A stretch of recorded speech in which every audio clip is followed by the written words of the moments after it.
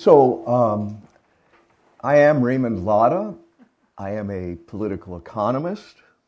I am a spokesperson for Revolution Books. And I am a follower of the revolutionary leader, Bob Avakian, and an advocate for the new communism that Bob Avakian, has developed.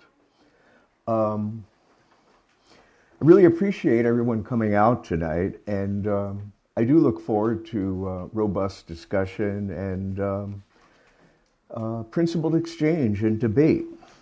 The topic of my talk, as Carl indicated, is the industrialization of sexual exploitation in global capitalism, or why sex work is not agency, but nightmare and degradation, and why we need revolution. So to start, the commercial sexual exploitation of women and of young girls and boys has reached massive proportions. What is euphemistically referred to as the global sex industry has evolved into a massive, profitable component of individual national economies in the world and of the world imperialist economy as a whole. The sex industry encompasses brothel, street, escort and client-based transactional prostitution, strip clubs and massage parlors, pornography, military prostitution, global sex tourism, and the unspeakable horror of sex trafficking.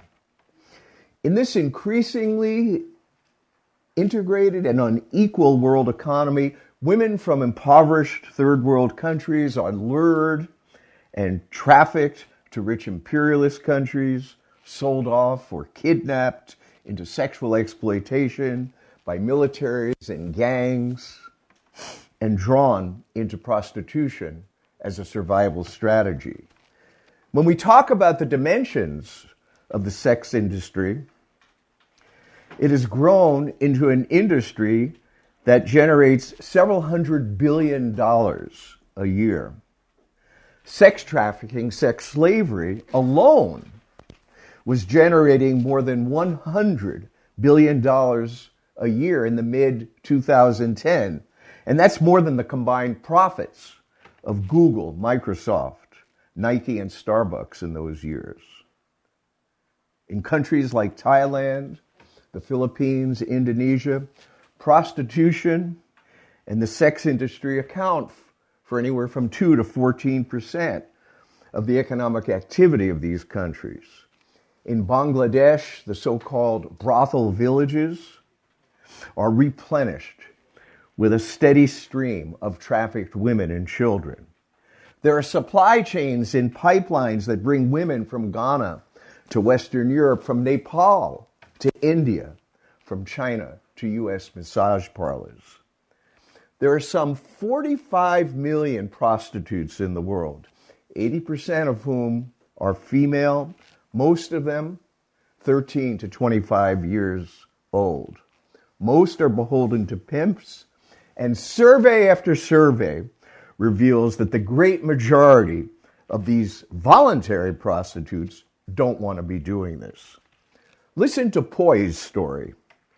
She was a young woman born in a poor rural village in Thailand, married at 17, and now has 5 children. Since her husband left the family, she has to maintain herself and the family. Without much education and job opportunities, she goes into the city and starts to sell herself at a bar. She performs sex acts that she finds abominable. But it is the source of the meager income that can be sent to the children. She sees this as the best of all choices. In 2021, some 4.4 million women and children were trafficked for sexual slavery. 4.4 million women and girls. Listen to Mary's story. She was a promising high school student from the Nigerian state of Edo. She dreamed of going to the university. She was 16 when a woman approached her mother and offered to take her daughter to Italy to find work. Mary's family pushed her to accept the offer, to lift the family out of poverty. Mary wound up being trafficked into prostitution.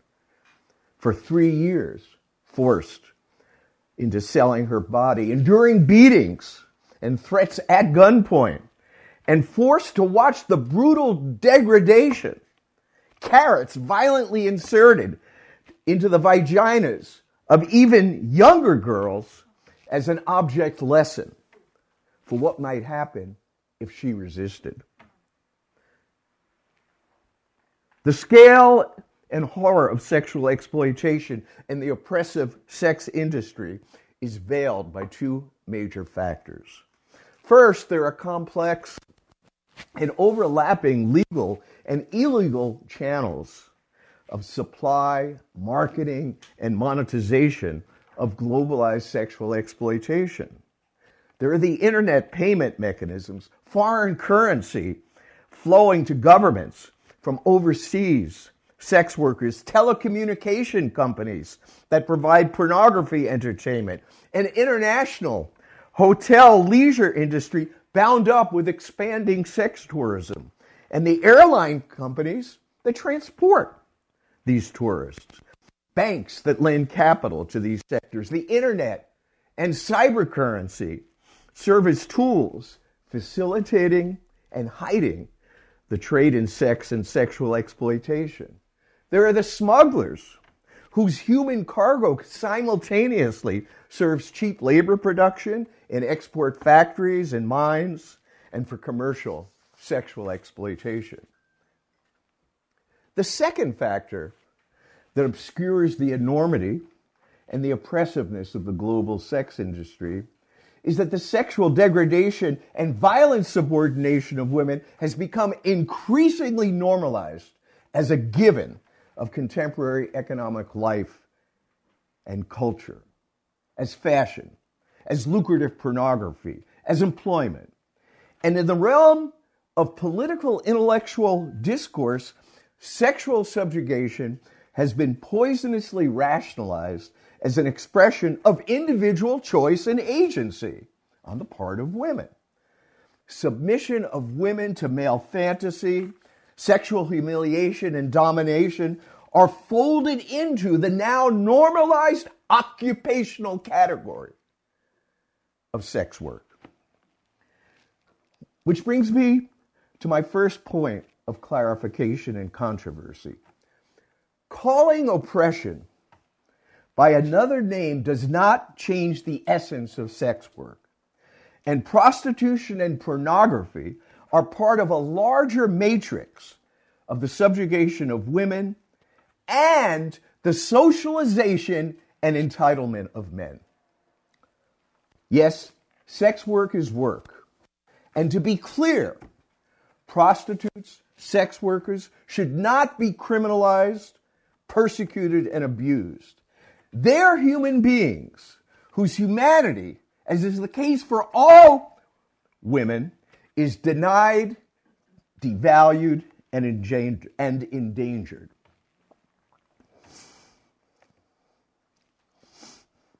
But let's also be clear that sex work is not just work. It is the female body for sale, on offer, for sexual control, domination, and degradation. Whether non-consensual or consensual, this activity represents the extreme commodification and objectification of the female body. Let's watch this brief clip from Bob Avakian on sex work.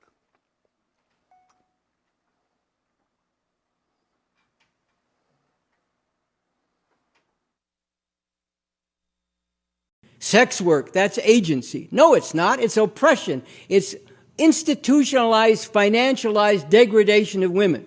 Some of these people say, well, under capitalism, any kind of job you have is exploitative. So what's the difference in sex work? Well, there is a difference. Yes, capitalism is a system based on exploitation, and especially super exploitation of people, including, as I said, more than 150 million children in the third world. But, if you're working in a factory, say in Bangladesh, as a woman producing clothes, you're being exploited in producing those clothes. But the product you're working on and producing is clothes.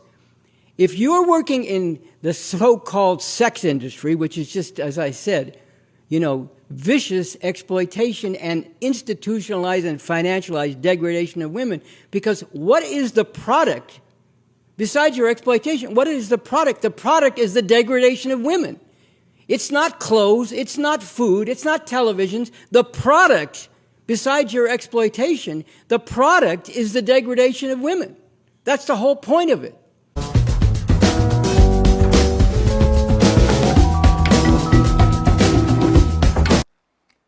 The product of sex work is not only exploitation, but the degradation of women. And sex work is not simply a sphere of work. It is part of a larger matrix of the structural sexual oppression of women. I'm talking about rape and sexual violence, including marital rape, domestic battering and abuse of children, women in the U.S. and elsewhere denied the right to abortion and control over their reproductive choices. The pervasive commodification of the female body in advertising, entertainment, fashion, a beauty industry that tells girls and women what their bodies must look like, young men trained in guy culture, unrelenting sexual harassment in the workplace, that multi-billion-dollar pornography industry that equates pleasure and arousal with domination, pain, and humiliation, and the racialized sexual stereotyping of Black, brown, and Asian women. The world is a growing horror for women. 1 of 3 women in the world on this planet will be physically or sexually assaulted in their lifetimes. Nearly 1/3 of teen girls in the U.S. say they have considered suicide.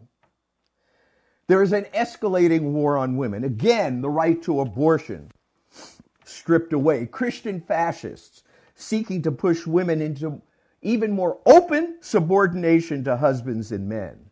Women contained, confined, suffocated by what Bob Avakian has called the 2 outmodeds in the world. The outmoded economy and culture and ruling strata of the imperialist countries and the imperialist system with its putrid commodification of everything, and reactionary Islamic and other fundamentalisms reflecting the outlook of the historically outmoded strata among colonized and oppressed humanity. I'm talking about the market for sex on the one hand, and the veil and the hijab forced on women on the other. Women's dehumanization in modern and medieval form. And the women of Iran have heroically risen up against the theocratic patriarchal state. I come to my second point of analysis and controversy. One might choose to be a sex worker, but you don't get to choose the choices. The fact that people might choose to become a sex worker does not change the nature of prostitution. Yes, this could be a choice that an unemployed, poorly paid woman might make, an unemployed or poorly paid woman might make in order to feed her children. Or it could be the choice of an upper middle class graduate student to maximize her income and her study time. Or it could be a choice that a trans person kicked out of a family or denied work might make in order to survive and seek some kind of affirmation. But all this is an indictment of a system based on exploitation, profit, and gender oppression. Why is dealing drugs or joining gangs or going into the U.S. imperialist military part of the narrow range of choices that this system offers poor black and brown youth? The choices people confront flow from the nature of this system. Let me repeat that. The choices that people confront flow from the nature of this economic social system of capitalism, imperialism. But individual choices also have social effect and consequence. A woman might choose to produce or participate in pornography, and it might involve consensual sex. But pornography has a social effect. It shapes the outlook of young boys and men in general, and women as well, as to what is acceptable, expected, indeed valued in the realm of sexual relations. Let me put it more starkly. Back in 2011, members of a Yale fraternity gathered in front of the Yale Women's Center holding placards and chanting, "No means yes, yes means anal." Boys and men are socialized sexually by pornography. It is a primary source of information about sex for young people, and young men are habituated to regard the depiction of sex in pornographic film and other media as realistic. So the individual choice to engage in pornography has real social effect. And by the way, in that same survey I cited, it's a 2022 survey of the sadness and depression affecting teenage girls in the U.S., 1 in 7 of those teenage girls said that they experienced forced sex as teenagers already. Now, there are those who defend sex work as the exercise of bodily autonomy, the right to do with one's body as one desires. And some people have written Revolution Books or emailed us that there's a contradiction to say that you uphold the right of a woman to control her reproductive choices and destinies, yet oppose bodily autonomy when it comes to sex work. But again, we have to look at the social content of rights and whether they harm or benefit society from the standpoint of the well-being of society and the struggle to end oppression. Women's right to abortion is vital to the emancipation of women, to their ability to participate fully and equally in society, because forced motherhood is female enslavement. But when a right-wing fanatic says no one can tell me to get a vaccine, it's my body, this anti-scientific individualism damages the well-being of society. To my third point of analysis and controversy, wake up to the fucking globalization and industrialization of sexual exploitation. Now, I've said some things about this, but I want to go deeper.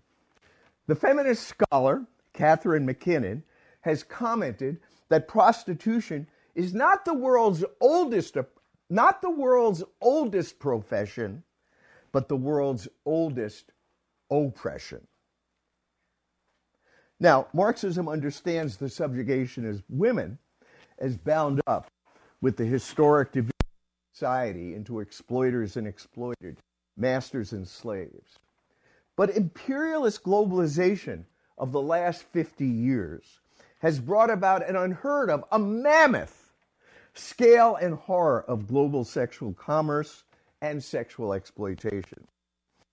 Now, the industrialization of prostitution refers to the condition that this sexual exploitation and commerce has become large scale, highly organized, and concentrated through legal and criminal enterprise.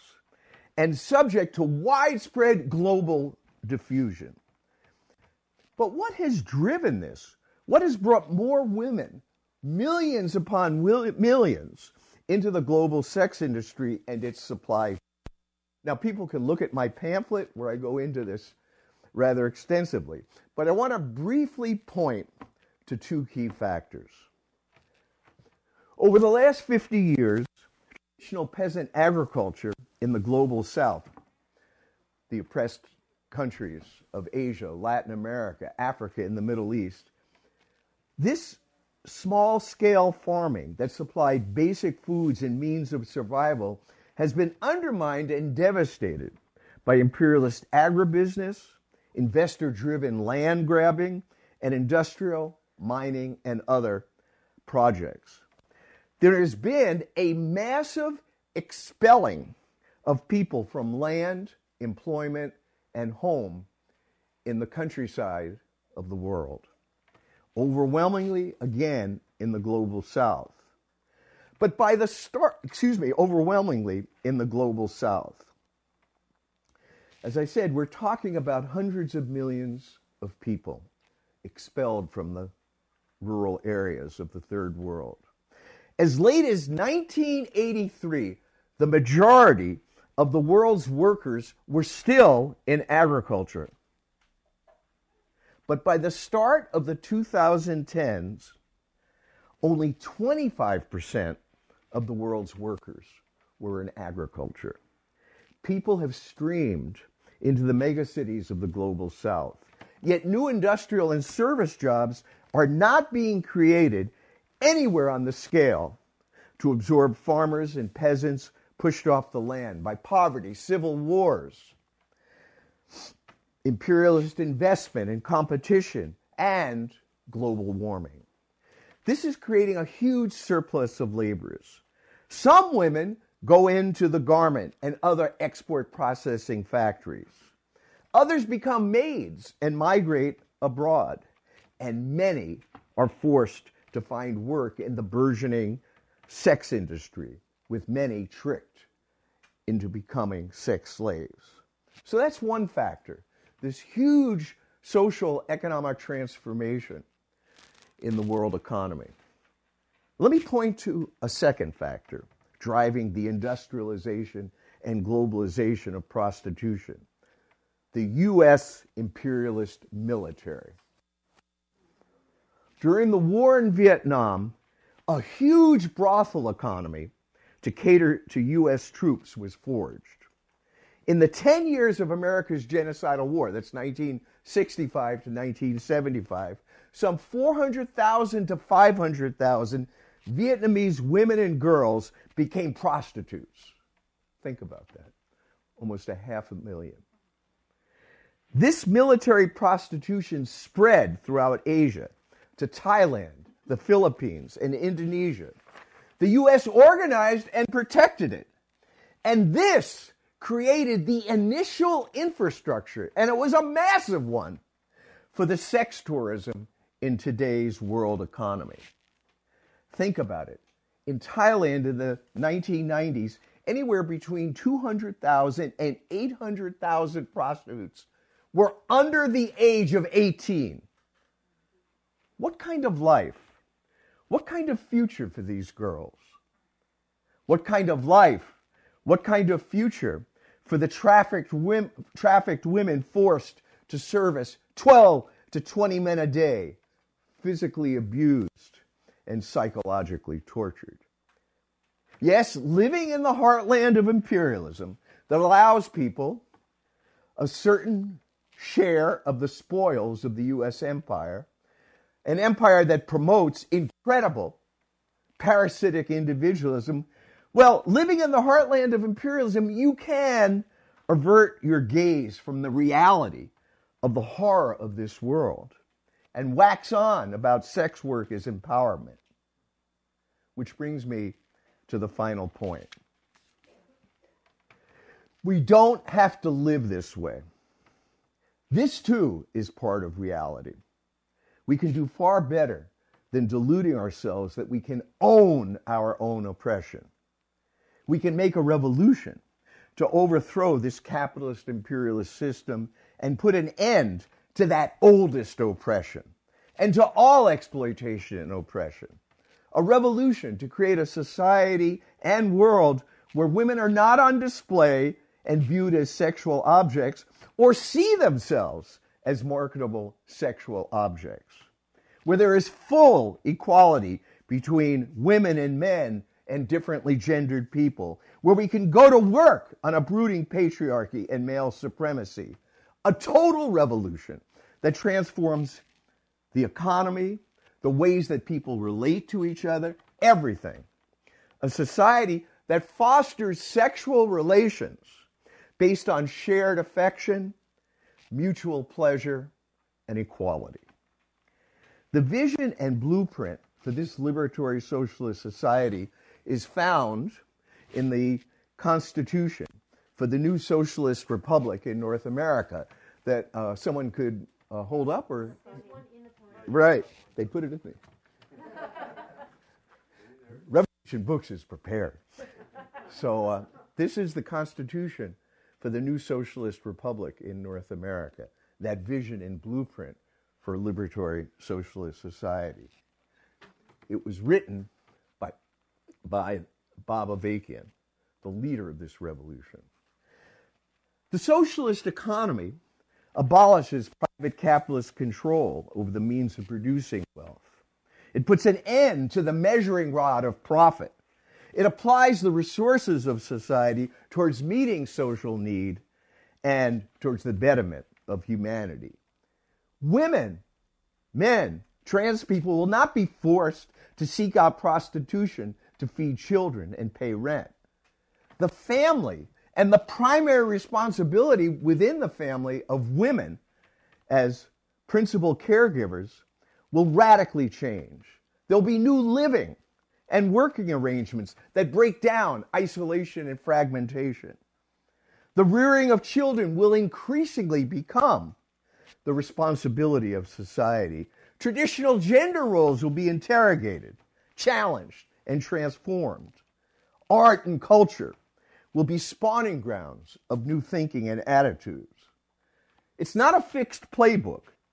There will be standards and criteria furthering the emancipation of women and overcoming all oppressive divisions among people. And there will be experimentation at the same time. There'll be broad debate and continuing struggle to transform society.